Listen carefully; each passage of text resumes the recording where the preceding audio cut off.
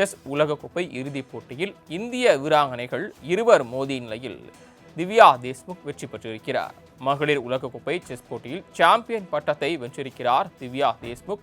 Divya Deshmukh champion பட்டத்தை கைப்பற்றி சாதனை படைத்திருக்கிறார். கூடுதல் விவரங்களை வழங்குவதற்காக செய்தியாளர் சுரேஷ் மீண்டும் இணைப்பில் வந்திருக்கிறார். விவரங்களை தொடரலாம் சுரேஷ். வணக்கம் சரவணன்.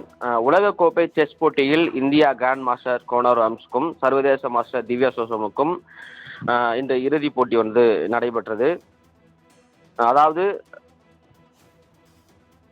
மகளிர் உலகக்கோப்பை செஸ் போட்டியில் ஜார்ஜியாவில் உள்ள பதோமி நகரில் இன்று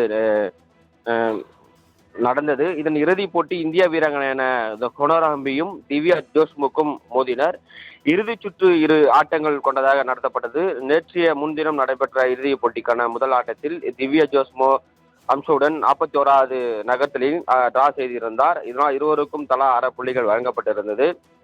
இந்த நிலையில்தான் இன்று இறுதிப் போட்டியான திவ்யாவுக்கும் அஸ்வமுக்கும் மோதினர். இந்த ஆட்டத்தில் மகளிர் உலக கோப்பை செஸ் போட்டியில் சாம்பியன்ஸ் பட்டத்தை திவ்யா தேஷ்முக் வென்றிருக்கிறார்.